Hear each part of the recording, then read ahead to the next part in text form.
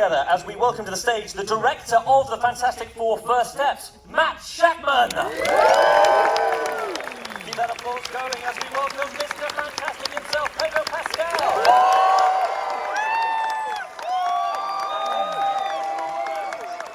Vanessa Kirby. Now it's time to welcome the Human Torch, Joseph Quinn. And here's the Thing, Ellen Moss Backrack. The Silver Surfer is here, Yagana. And last but certainly not least, it's Galactus himself, Ralph Ineson. Thank you guys. Welcome, sit down, enjoy the sofa, and please enjoy the soft launch of my chat show. It feels right, doesn't it, guys? So, welcome, all of you, to the UK, back where you shot the film. And can I have a quick shout out for the two people that dressed up as Ben Grimm? Andy and Frank, where are we? There and there. You are going above and beyond. Putting that, I mean, honestly, that suit. Evan, did you see them? Yeah, it looks like swamp mode. Yeah, lovely stuff. Not enough galacti, though. Anyone tempted? No? Ralph, I'm sorry. I'm sorry. No, we'll have the sequel.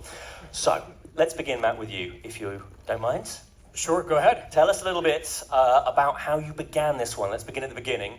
Why the 1970s retro alternative? 60s. Sorry, 1960s. 60s. What did I say? And the answer to that is pretty simple, which is that these characters were created in the 60s by Jack Kirby and Stan Lee. They were made... Yeah, we'll have a brief round of applause. Yes, Jack Kirby and Stan Lee. They were created in this time of optimism during the space race.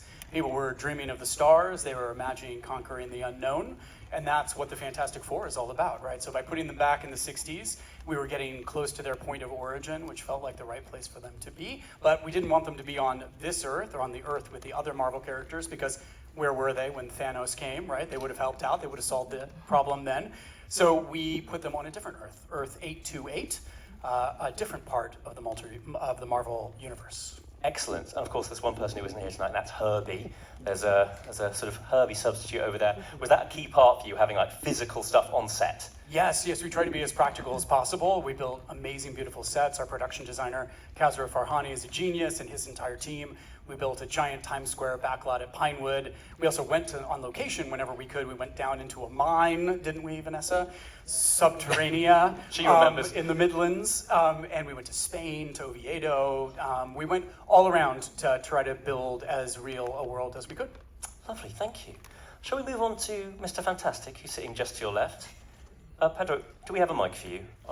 I'm a stickler for this sort of thing, because I'm an absolute professional. Could you tell us a bit about how it felt to step into the MCU for the first time, and how you go about preparing for a role like Mr. Fantastic? Well, I had Matt Shakman, and incredible material to work with, and an incredible cast to be a part of. It was a really magical kind of introduction for me, actually. I've known Matt for about 26 years. We almost became roommates, but he was too smart to move in with me. And we've been sort of like testimony to each other's sort of adult lives and careers, and cheering each other on all the way. So it felt very fated in the stars to be working with you, and I just had the incredible luck of it being Reed Richards in the Fantastic Four with this incredible family and this incredible cast. To be in an ensemble is a gift, and so to answer your question, how did I prepare? Vanessa made me learn my lines. Yeah, I can see that. Now, Vanessa, tell us a little bit about the first day on set. How was that for you? Was there a couple of maybe pinch yourself moments then? There were, and it was really special, and because Matt had this really genius idea of shooting the pre-launch, so before the Fantastic Four went to space, and when Matt and I first met, and we talked about it, there was so much responsibility on him, because out of the decades of these characters and the legacies and the artists, how to choose the narrative that we want to tell in 2025. And I remember him saying, well, we don't want to do an origin story of how they got their powers, because, you know, that's maybe too expected, so perhaps we should start with the baby, and then, so, but obviously I remember you saying, Matt, we have to acknowledge that these characters have were human, and then they were forever changed by this, this accident in space. And so we began in the pre-launch astronaut center, the space center. A complicated way of saying space center. And we had these incredible 1960s, very true to life astronaut costumes, and we were all gearing up, and astronauts. We studied them, we spoke to one. Matt did this amazing preparation rehearsal period with us where we got to really understand what it was like to actually be an astronaut. So that really grounded the film for us in a real tangible thing, that was their job. And then they came back and they had to adjust and adapt to the world, and with their newness and their strangeness and how they felt other and how they embraced that, and you sort of try to be part of the world again. But our first day was literally suiting up in these costumes, and it felt like we would, it felt, and we were also nervous. I looked terrified. I think I do in the footage, to be honest. Because it was scary, and we were learning these characters, and we were launching off, and so it was a very special moment because we felt like them, this kind of anticipation and optimism and hopefulness, and we all cared so much, and it was very uniting. Yeah, that's a nice way to bond, is obviously pretending to all go into space, I'd say. Joseph, could you tell us a bit about your initial reaction when you realised that you were going to be playing Johnny Storm? You would be the Human Torch. Just another Tuesday. Yeah, day with a Y in it. Yeah, whatever. I was very surprised initially. I remember having a Zoom conversation with Matt, and it was at a time in my life where generals were quite a new thing to me, and I had the good fortune of working with Matt on Game of Thrones. Anyone heard of it? And we had a really good time on that. It was, and then we had this Zoom meeting, and he was telling me about this Fantastic Four thing that he was developing, and it was a lovely meeting. But I didn't really understand at the time, in my ignorance, kind of what a general was. And it was, okay, great, okay. General meeting. General meeting, yeah. It was just after... Sergeant, Major. General, yeah. So, my name's Matt, I'm a general. And we had this conversation, and then weeks went by, and then I got offered it, and I couldn't really wrap my head around it. And then it was a no-brainer, and it remains a source of surprise and inspiration. You're on the side of a bus right now, you know that? Like, this is happening. Yeah. It's crazy, man. Yeah. Evan, I was wondering, on a similar note, were there friends or family that particularly freaked out to discover that, yes, you were going to be in a Fantastic Four and you'll be playing Ben Grimm? Oh, dude, no. Nobody pays attention to me at all. My family, no. Nobody cares. They just go, yeah, sure, yeah, fine. Not even when you get to say, on camera, what was it like for the first day asking for it's clobbering time? I mean, we built up to that. It's collaborating time is a whole storyline in this movie. You don't just go full collaborating time. You're going to build into it. Yeah, we had Matt and I had a whole Jane Austen kind of approach to this clobbering time, like a will they, won't they kind of thing. It was just like, it's such a big thing. It's clobbering time. I'm a cynical dude. I was like, okay, this seems a little bit. And then I think you actually pitched that he would only say it after, like, the night before Galactus came, and you were going to pour a scotch. Oh yeah, in a bar. It's clobbering time. It's clobbering time. Yeah. Which I still That was the only time I wanted to say it. But there was an evolution to that phrase, and I don't know. I'm not going to spoil anything, but it probably makes an appearance. God, it would be cruel if it didn't. Julia, talk to us. What was the most rewarding part of joining this cast? Just say things, Julia. That would be great. Anything you like. Nah, that's too Carol, much. just begin. Yeah. Oh, please. By the way, the delivery of that line, if we can just say it, marked for death, is just another level. I mean, I don't want to call out someone in particular, but very, very nice. Thank you. What was it like for you getting into, are they called fractal suits? What are we calling these motion capture Are they suits? called motion? What are they called? A fractal suit plus the helmet-mounted Head camera. Yes. HMC. Yes, exactly. And I believe it was your first time wearing that sort of stuff. What was that like for you?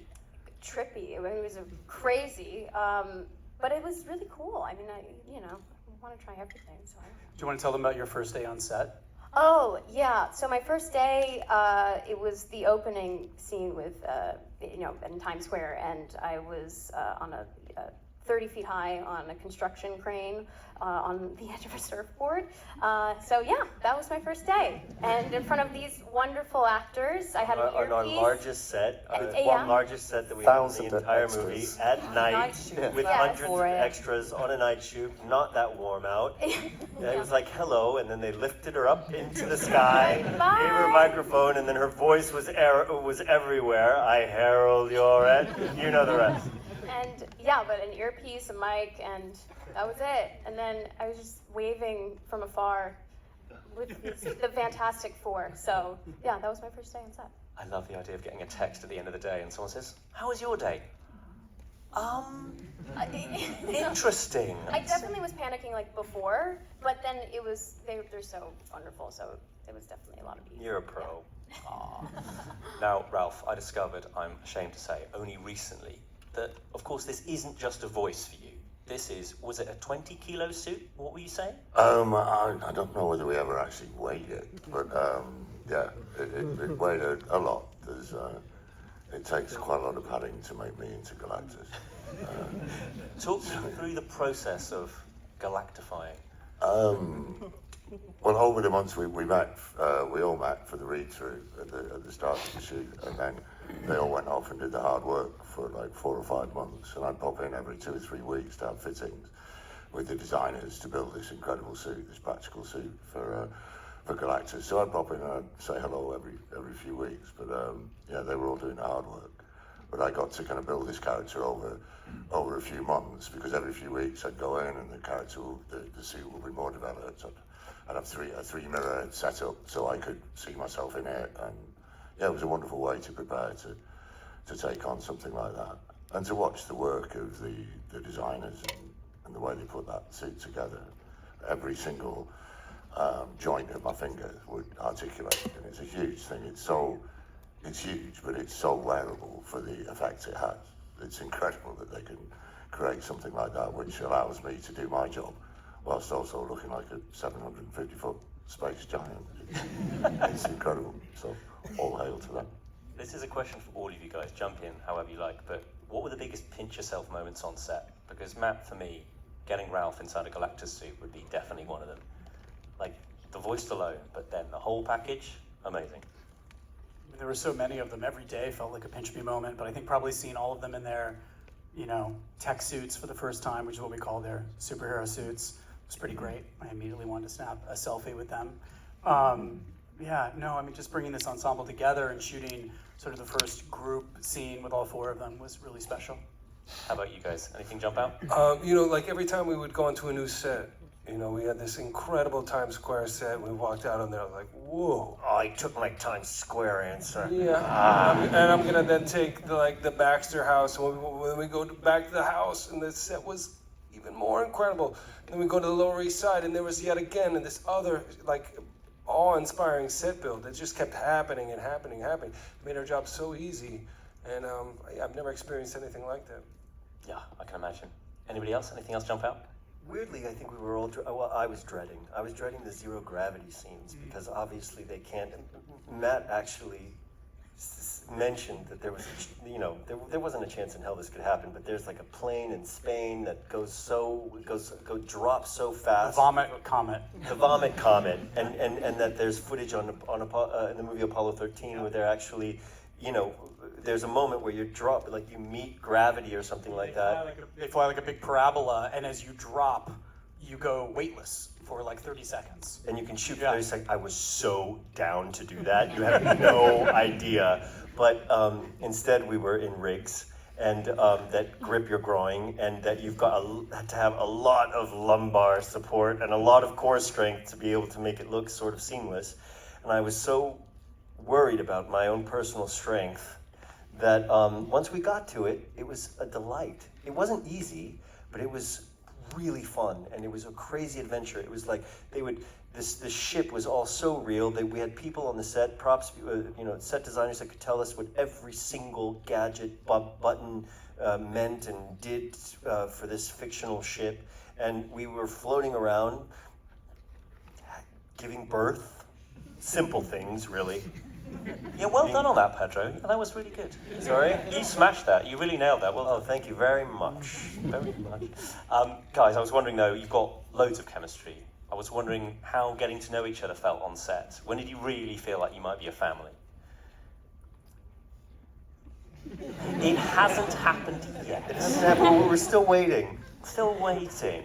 How about the brother-sister dynamic between Joe and Vanessa? Instant. Instant. No, I remember Vanessa turning up to set the first time because it's extraordinary. We never met somehow. I don't know why. Before we shot this film, but we're both Londoners and we've got mutual friends. And I remember meeting her when she got out of the car, and Vanessa was just like, "Babe, we've got to hang out all the time. We've got to hang out all the time." And we did, and we all just cultivated this family relationships, and it was no hardship, that's for sure. There's much worse homework to have than to hang out with three very funny, strange, talented people and create this family dynamic. But yeah, it's a testament to Matt's casting, really.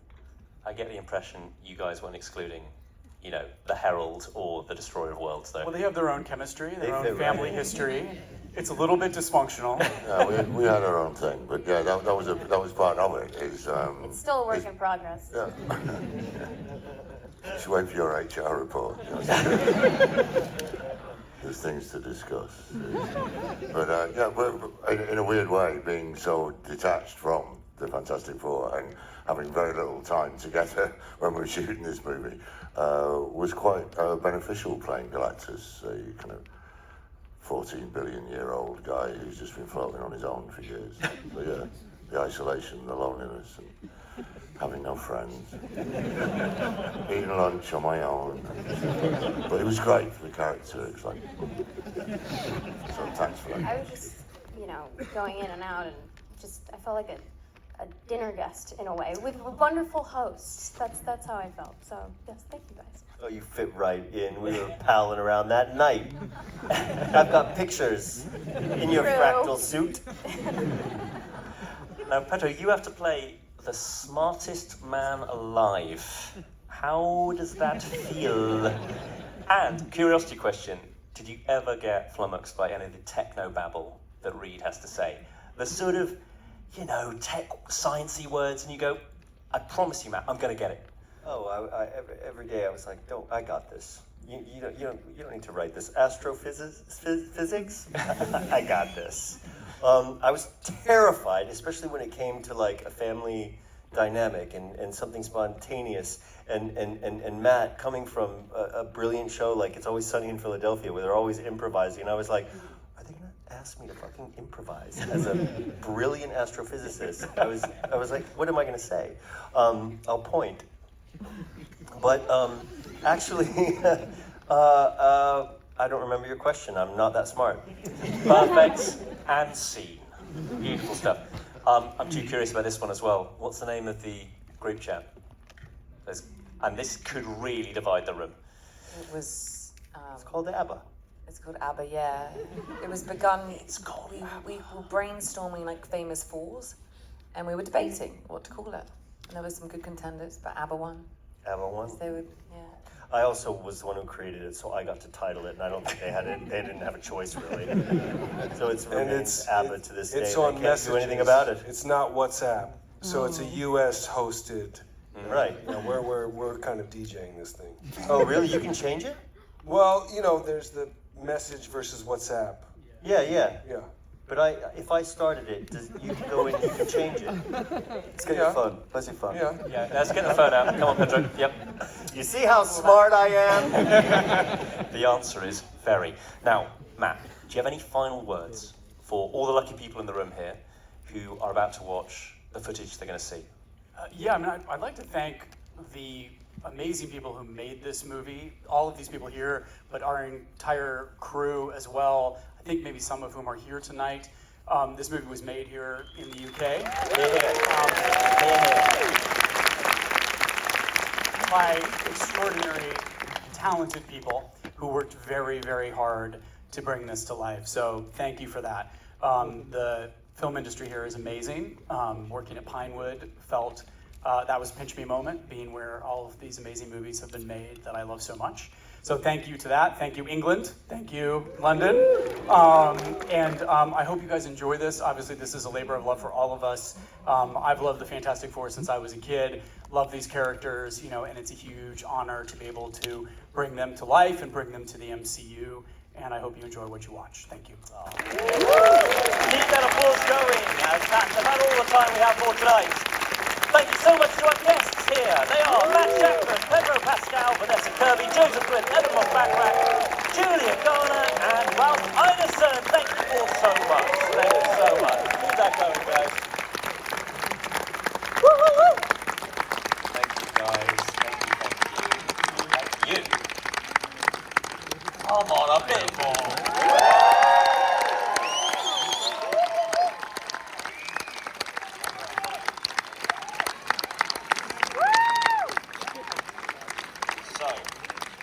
Fantastic Four song reveals itself to the world. Earlier tonight, I heralded you an exclusive first look of the movie, and now the time has finally come. A reminder that the Fantastic Four First Steps clobbers into cinemas on Thursday the 24th of July, so get those tickets booked now.